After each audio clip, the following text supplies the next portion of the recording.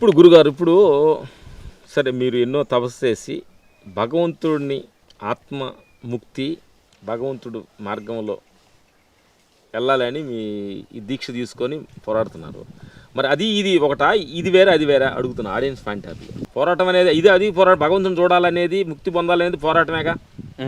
ఇప్పుడు నేను ఒక పోరాటం ఎదగాలన్న అది పోరాటమే, ఈ పోరాటానికి ఆ పోరాటానికి తేడా ఏంటి? ఎదగాలన్న పోరాటమేమో ఆరాటం మెటీరియలిస్టిక్ లైఫ్ కి సంబంధించింది.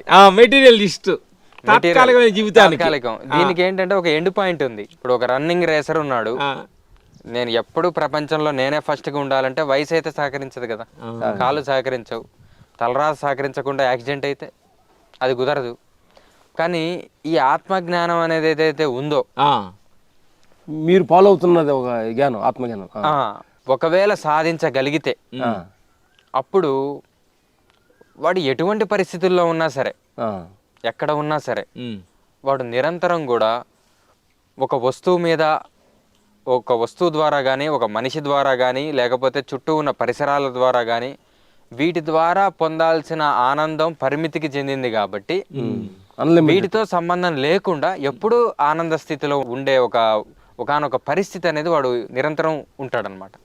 అది దీని యొక్క గొప్పతనం. ఆ నిరంతరం ఆ పరిస్థితి ఏంటి గురు? మీరు ఆ రాక్షన్ ద్వారా ఆ నిరంతరం ఆనందాన్ని మీరు ఎలా పొందుతున్నారు? అంటే ఏంటంటే గురువులు విధాలుగా డిఫరెంట్ కైండ్ ఆఫ్ ఫీల్ వస్తున్నారు. అంటే ఏ గురువులు మనం తప్పు అంటలేదు, ఇలా చేస్తే మంచి అని ఒకళ్ళు, అలా చేస్తే మంచి అని నానా రకాలుగా ఉంటారు. పబ్లిక్ కొంచెం అట్లా కన్ఫ్యూజ్గా ఏంది ఆయన ఒక చెప్తున్నారు ఈయన ఒకరు చెప్తున్నారు అనేది ఉంటుంది.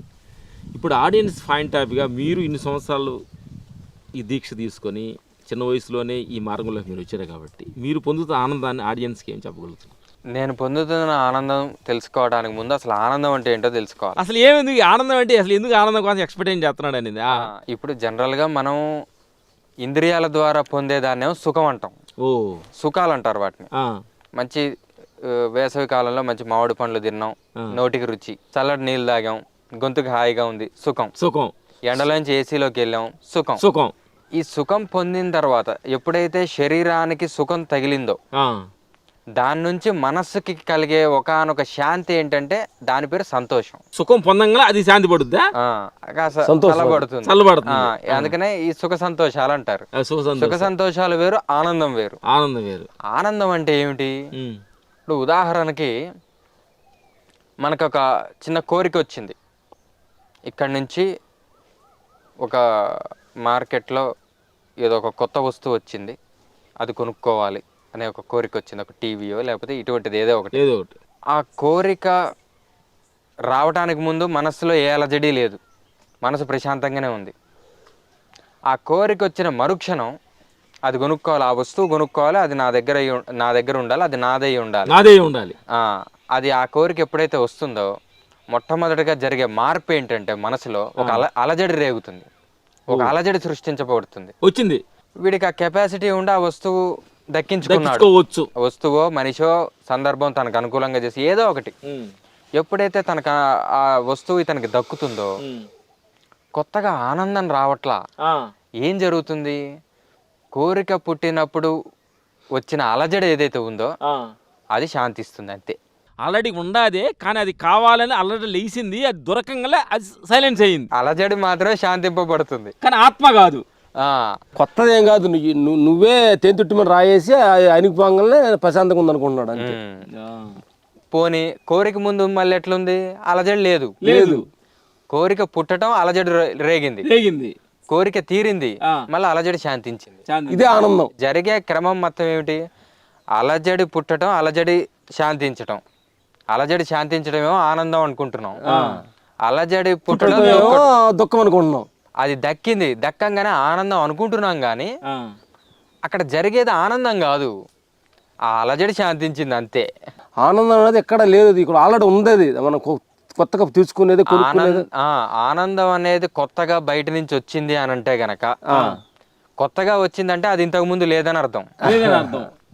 కొత్తగా వచ్చిందంటే అది కొంతకాలానికి ఉండదని అర్థం. అంతే. కాబట్టి కుదరదు. బయట నుంచి ఏదన్నా వచ్చింది ఆనందం అంటే అది కుదరదు. అంటే ఈ దేహం కూడా అంతే గురుగారు, అంతేగా? అంతే కదా. దేహం అనేది మనం మెలకువలో ఉన్నంత వరకే మనం ఈ దేహంతో తాదాప్యం చెందుతున్నాం.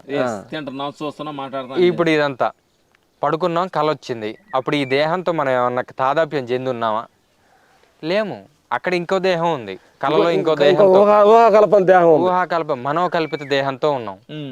సరే, అప్పుడు ఇంకొక దేహం, అప్పుడు ఈ దేహంతో మనకి లింక్ లేదు, పండుకుంది ఇది. అంటే ఉదాహరణకి ఎట్లా, కొంతమంది ఒప్పుకోరు. ఉదాహరణకి ఏంటంటే వీడేమో తన యొక్క ఏకాంత మందిరంలో బెడ్రూమ్లో ఇతను పడుకుంటాడు, కానీ కలలో మాత్రం ఇతను ఎక్కడో ఫారెస్ట్లో మంచిగా ఏదో ఈత కొడుతున్నట్టుగా కల వచ్చింది. మరి ఆ దేహం ఎక్కడిది? ఆ దేహంతో కదా ఇతను అనుసంధానం ఉన్నది. ఈ దేహం ఇక్కడ పడుకుంది, ఆనందపడుతున్నాడు. ఎక్స్పీరియన్స్ వచ్చేది ఆ దేహంతో. ఈ వాటర్లో మునుగుతున్నట్టు, ఫారెస్ట్ నడుస్తున్నట్టు, పోనీ జంతువులు చూడుస్తున్నట్టు. అదెంతసేపు? ఆకాసేపు అదే నిజం. పోనీ అది శాశ్వతమైన నిజం, అది కాదు. గాఢ నిద్ర పొందాడు వీడు, అది పోతుంది, మొద్దు నిద్ర. అక్కడ అది లేదు, ఇది లేదు, అసలు వీడున్నాడన్న స్పృహ కూడా లేదు. అది ఈ దేహం అనేది ఎప్పటికో చనిపోతే పోవటం అనేది అది ఒకటి. అసలు బతుకున్నప్పుడు కూడా దీనికి 24 గంటలు దీంతో తాదాప్యం లేదు కదా, మన సంబంధం లేకుండా ఉంటుంది ఇది. మెలకువలో ఉన్నంతసేపు ఈ దేహం, కళలో ఉన్నప్పుడు ఇంకో దేహం. కాబట్టి దేహంతో అనేది మనకి ఎప్పుడూ లేదు, ఇప్పుడు సంబంధం లేదు. కానీ సంబంధం పెట్టుకున్నట్టు మనం ఫీల్ అయ్యి మనం దుఃఖిస్తున్నట్టు ఫీల్ అవుతున్నాం అంతే.